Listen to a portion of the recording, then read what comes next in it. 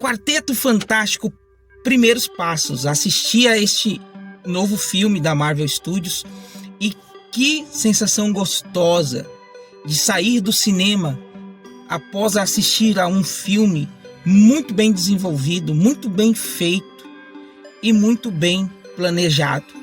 Porque depois que a Marvel comprou os direitos dos super-heróis do Quarteto Fantástico, da super equipe da Fox, nós tínhamos essa esperança, essa expectativa de ver a família, a super equipe, agora dentro do guarda-chuva da Marvel Studios, comprado pela Disney. Então os direitos voltaram para a Marvel. E que adaptação sensacional! A decisão de trazer Matt Shakman, o mesmo diretor de WandaVision, que traz essa pegada retrofuturista, esse cenário que nós temos ali, o vislumbre de como seriam as tecnologias, como seria o futuro na ótica dos anos 60, dos anos 50, a visão ali dos americanos em como nós teríamos o futuro, é muito bem adaptado e muito bem mostrado nesse filme. Através de um programa de televisão, a história dos personagens, e apresenta ali o Quarteto Fantástico. Eles já são super-heróis há 4 anos naquela terra, que é uma terra alternativa. Outra decisão super acertada, porque não tem nenhuma amarração com os filmes. Você não precisa assistir os outros 30 e tantos filmes da Marvel, porque se passa num universo paralelo.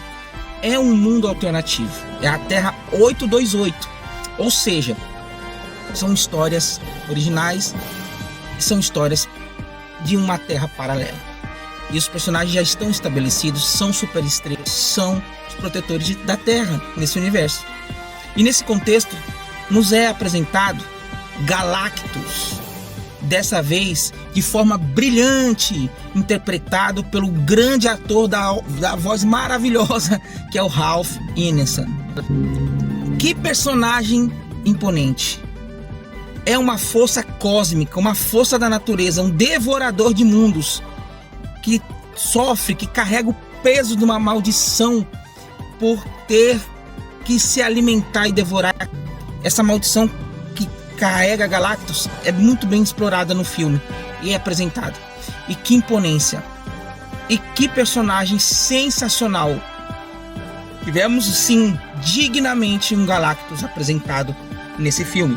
E a Arauto, que nessa versão desse universo é a surfista prateada Xalabal, que também vem dos conversos. Nessa história nós temos a surfista prateada que carrega um trauma, uma tragédia, um peso, e tem que ter o fardo de ser o Arauto de Galactus.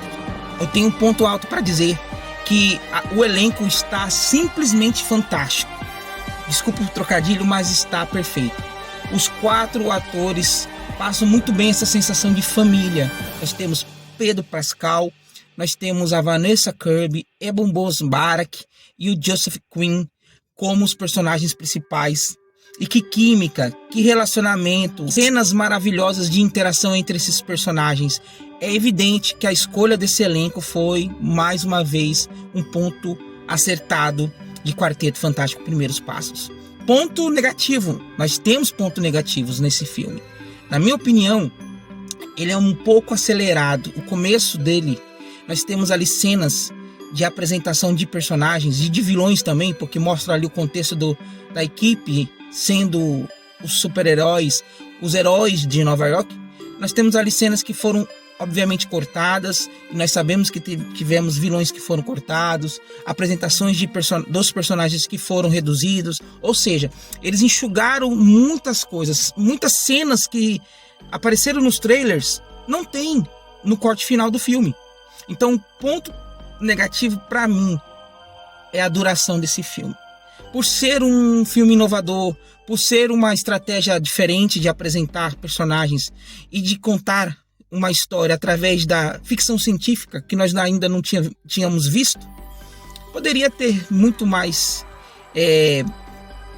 minutos de filme.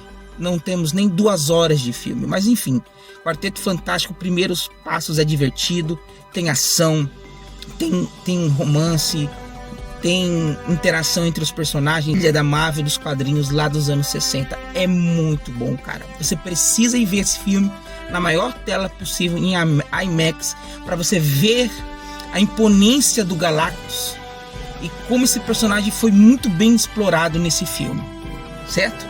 Nós temos duas cenas pós-créditos. Nós temos uma cena pós-crédito interessante que apresenta o futuro desses personagens em relação aos próximos capítulos no universo da Marvel.